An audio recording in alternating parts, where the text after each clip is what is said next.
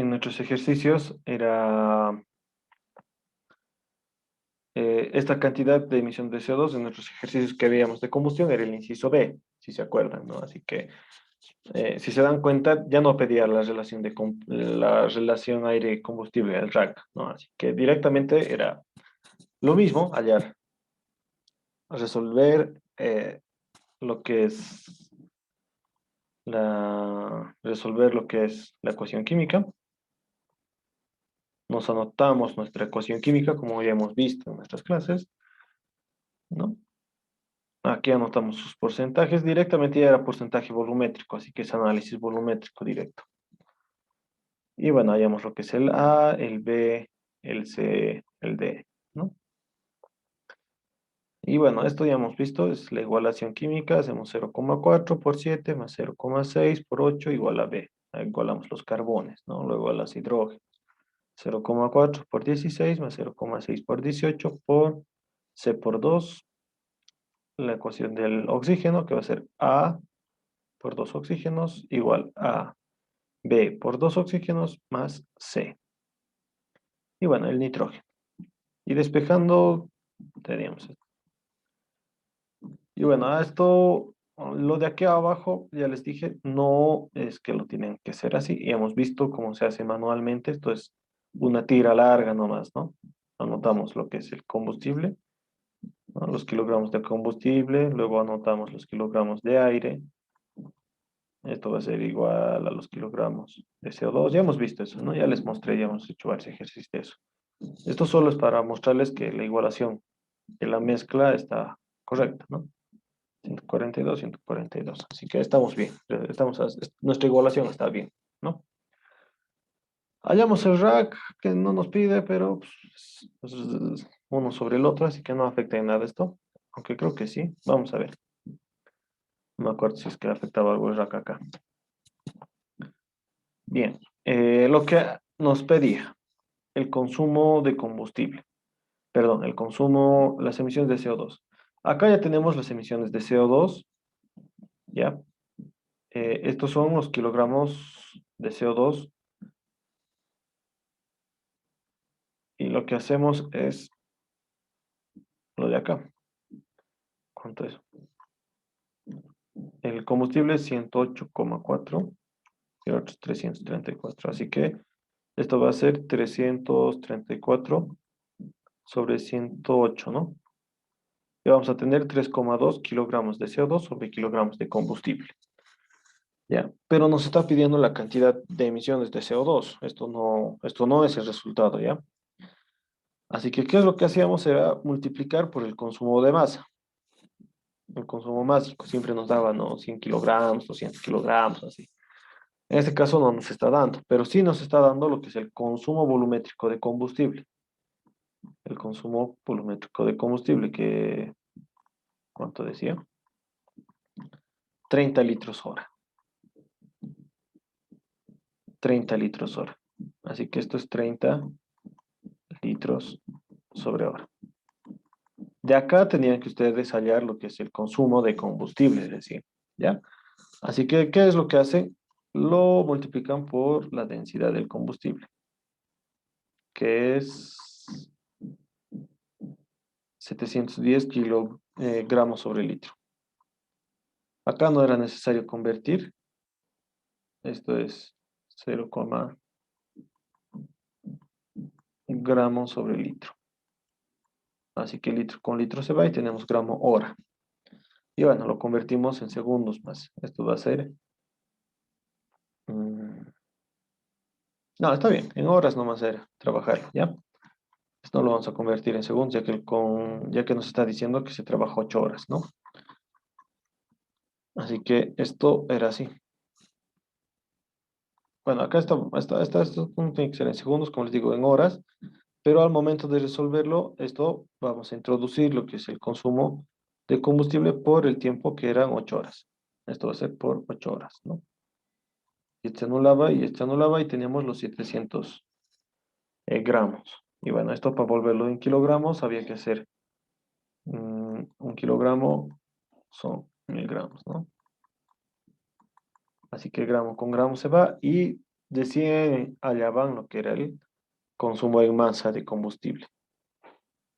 ¿Ya? Recién allá van. Y de aquí, este MF es lo mismo que nuestro G de combustible, ¿ya? Por si acaso, nuestro G de combustible. Este MF es lo mismo que esto. Y eso era lo único que tenían que hacer. Y recién hallar consumo de, el consumo de masa. Bien. Algo que sí, digamos, ahorita, ya bien, viendo el ejercicio, digamos, vamos a necesitar en algún momento el poder calorífico. Por eso es que lo estoy resolviendo. Acá el poder calorífico. Hallamos lo que es el poder calorífico.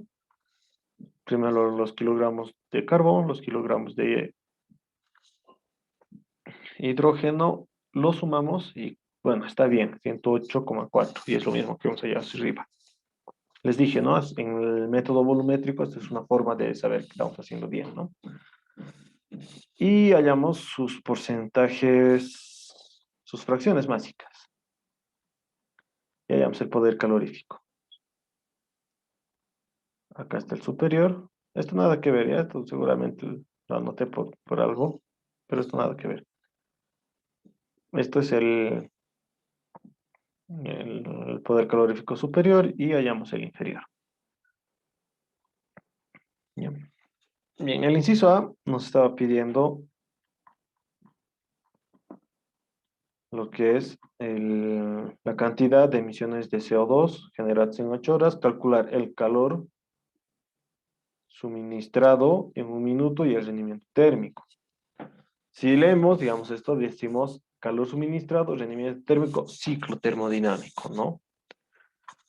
Y la verdad, creo que hay muchos, ahí es donde he visto que varios en el anterior semestre me han ido preguntando cómo empezar a resolver el ciclo, porque creo que, bueno, no hay relación de compresión, todo, pero al momento de llegar a la parte del calor añadido, no hay temperatura 3, no hay presión 3, no hay nada en realidad, ¿no? Así que se han ido perdiendo en esa parte varios, y bueno, algunos sí se dieron cuenta y les fue bien en ese examen porque se dieron cuenta. El calor añadido, no olvidemos que es también lo que es el consumo de combustible por el poder calorífico, ¿ya? Esto es muy importante porque hasta en exámenes de auxiliatura entra esta pregunta, ¿ya? Hallar el calor añadido. Así que esto era lo que tenían que hallar. Esto era lo único, o sea, no había que resolver el ciclo, nada. Era lo único que tenían que hallar. Y de acá hallan el combustible. El consumo básico de combustible ya lo hemos hallado acá. ¿Dónde está? Hemos sacado que es 8,92 gramos sobre segundo, ¿no? Y bueno, ya veo por qué tengo estos kilogramos sobre segundo, ¿no? Ya.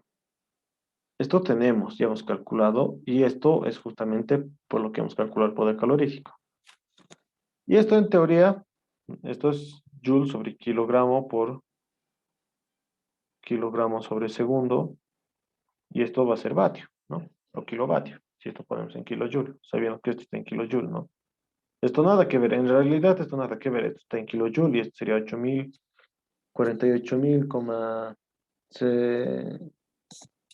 coma 10, ¿no? Kilojoule sobre kilogramo. Pero como nos está pidiendo en sobre minuto, hay que volver esto por si acaso está en kilojoule, ¿ya? Algunos que me estaban dando preguntando es que esto en realidad es así, ¿ya? Algo que me preguntaba la unidad correcta. Esto está en kilojoule por si acaso, ¿ya? Como les dije, el MATCAT no trabaja con megajoules ni kilojoules, así que lo tuve que poner de alguna forma y que es la forma en la que anotamos, pero también la forma en la que el MATCAT se puede entender lo que estamos hallando, ¿no? Así que, como les digo, esto es kilojoule, ¿no? Esto es 51.233 kilojoules, 51.323, no es 51, ya es 51.223. Aquí es 48.010 y aquí sería 17.044, ¿ya? Eso para aclarar a esa duda que varios tenían sobre estas unidades. Bueno, esto solo era convertir, ¿no? En joule sobre minuto. Esto solo era convertir en joule sobre minuto y ya tenían el calor añadido. Nos está dando la relación de compresión, que si no me equivoco es 6. 6, 6, 6, 6, 6, 6, 6, 6.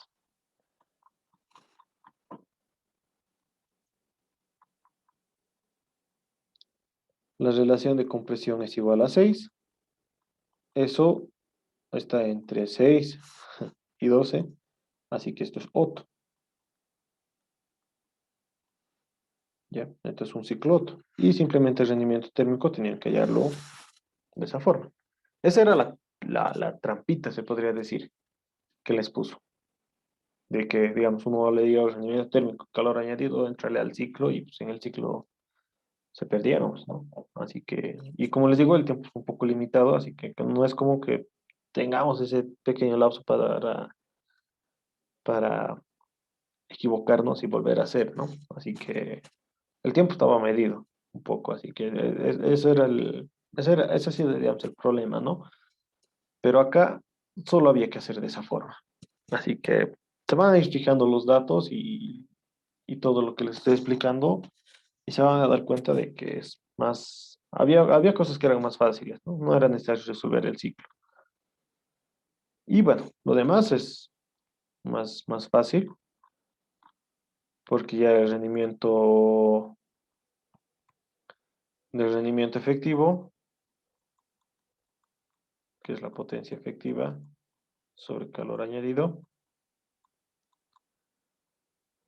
no. Este calor añadido hemos dicho que es consumo másico de combustible por poder calorífico inferior, ¿no? Y ya tenemos esto. Así que solo era despejar de acá lo que es la potencia efectiva y ya que está, potencia efectiva y el consumo específico de combustible igual. El consumo que ya hemos hallado sobre la potencia que es 56,81. Y solo tenemos que convertir en gramos sobre hora, ¿no? Y eso era casi el inciso B, así cortito. La potencia indicada también era otro temita. Y como les dije hace rato, la potencia indicada, no hay que olvidarnos que la potencia efectiva son más la potencia absorbida. Y eso no será la potencia indicada. El rendimiento mecánico, de la misma manera, no había que ni despejar nada. De la fórmula del rendimiento mecánico ya tenemos potencia efectiva, potencia indicada, así que solo había que hallar eso y nos salía 82,56%, ¿no? Y finalmente había que hallar el rendimiento indicado. El rendimiento indicado, tenemos el trabajo indicado y el trabajo neto, pero no tenemos trabajo neto. Y la idea no es resolver, obviamente, por ciclo termodinámico. Así que lo que se tenía que hacer es hallar el... Ah, no, no.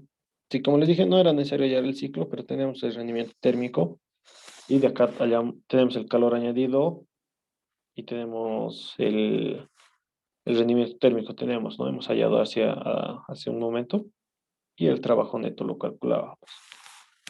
Y eso salía 145,34 kilovatios, perdón. Y eso solo era reemplazar en la ecuación del rendimiento indicado. Y el torque, que no es necesario explicar mucho eso, ¿no? Acá por si acaso, el MATCA tiene un pequeño problema. Nosotros lo vamos a hacer esto sobre 60, ya como está acá, por favor. Esto solo es para que el MATCA nos saque el dato adecuado, esto nada que ver, ¿ya? Esto les digo porque en los ejercicios de más adelante vamos a ir viendo esto continuamente, así que lo que está bien es esto, ¿ya? Y bueno, el inciso D les pedía hallar, acá era la pregunta clave. No sé si con el Inge hicieron las curvas. ¿Alguien me podría decir esa parte?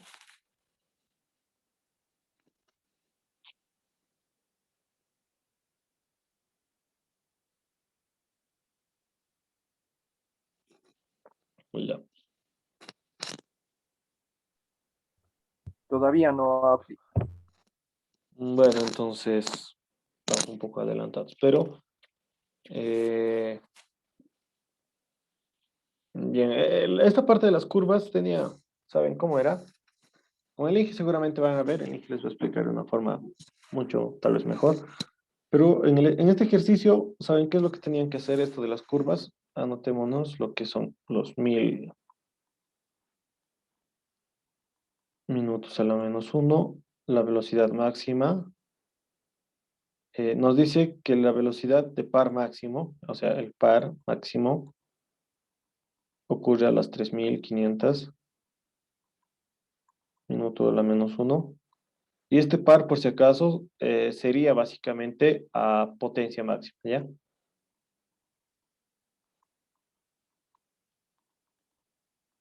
Ya. Esto porque me estoy anotando, porque vamos a ver ahorita. Lo que tenían que hacer en ese inciso, en el inciso T, creo, no me acuerdo bien, pero lo que tenían que hacer en ese inciso era dibujarse, a ver, ya. Tenían que dibujarse lo que es. Me imagino que si han hecho lab, han visto esto de las curvas, pero lab 1, si no mal recuerdo, había que investigar lo que es un motor y sacar sus curvas, ¿no? Así que acá tenemos lo que son la velocidad y acá vamos a tener lo que son kilovatios, ¿ya? Lo que les estaba pidiendo el Inge es hallar las curvas. El Relanti, por si acaso, es, si se dan cuenta, alguna vez que han estado en un vehículo y se han puesto a pensar, ¿a qué velocidad está yendo el motor cuando estamos detenidos? No estamos acelerando, no estamos haciendo potencia máxima, torque máximo. Cuando estamos detenidos en el vehículo no hay nada de eso, pero el motor gira. Y es interesante. Si lo averiguo un poco de cómo funciona el Relanti, es bastante interesante. Es como que se le pone un pequeño cañito para que entre combustible al motor y siga funcionando en la velocidad lenta, ¿ya? Pero el Relanti nos dice que está a los 1000. Así que aquí vamos a rayar a los 1000 revoluciones, nos dice, ¿no? Así que en algún punto, estos kilovatios, en algún punto de ese, va a subir, va a aparecer nuestra curva de potencia. Y bueno, va a llegar a un punto máximo y va a empezar a bajar, ¿ya? Esto es lo que quería que el Inge haya en ese día. Tenemos, por si acaso, la potencia máxima. La potencia efectiva, no me acuerdo cuánto era, pero tenemos. Y también tenemos a qué punto es. Eso es a 4800 RPM. Vamos a cambiar de colorcito. Lo segundo que tenían que hallar es el torque. Aquí el torque, en newton metro. En realidad no tenían que hallar el torque máximo, ¿ya? Eso no tenían que hallar. Pero esto es algo así. Igual aparece en Relanti y es algo así esta curva, ¿ya? Y nos dice que esto, bueno, aquí yo lo estoy dibujando un poco a mano alzada, si se dan cuenta no tendría sentido, pero son 3500, ¿ya? Y si querían añadirle, podían añadirle aquí lo que es el consumo, el consumo específico de combustible, ya que más o menos en este punto es donde es el bajo consumo de combustible, ¿no? Pero esto es lo que tenían que hacer. Solo había que graficar esto con estos puntitos, ¿ya? Solo había que hacer eso. Y la verdad, esta parte sí, el Inge dijo, yo les expliqué harto, así que lo voy a considerar harto si hacen esto, ¿no? Así que lo que hagan en clases y digamos si hace algo interesante el Inge o se emociona en algo, tómenle bastante atención, porque suele entrar en los exámenes. Hay un examen de tercero o segundo parcial. Ah, no, hay un final en donde habla de un Volvo, por ejemplo. Y yo cuando llevé, obviamente, no tocamos el tema de Volvos ni nada, pero, y bueno, por ejemplo, el semestre 219 habló el Inge de su Brasilia con los muchachos y en su examen entró preguntas del Brasilia, digamos, ¿no? Así que si el Inge les comenta o les habla de algo en clases, tómenle bastante atención, puede que entre en su examen, ¿no? Y es algo que, bueno, yo, digamos, no sé, porque en realidad, no es que no sé, sino es que no, yo no estoy en clases, así que hay cosas que hablan con el Inge en clases y entran en el examen. El anterior semestre, por ejemplo, hablaron del ciclo Stirling hablaron, y para su reválida, creo, o para su final, creo, no me acuerdo, quedaron en que iba a ser un ciclo Stirling, bastante raro, ¿ya? Así que era todo raro esa parte, para que les va a mentir. Así que lo que hable con el Inge en clases, alguna vez me lo comentan, tal vez podemos hablar también, les podría aclarar algo, ¿ya? Porque como les digo, suelen entrar cosas y, o sea, suelen hablar cosas con el Inge y entran en el examen, ¿ya?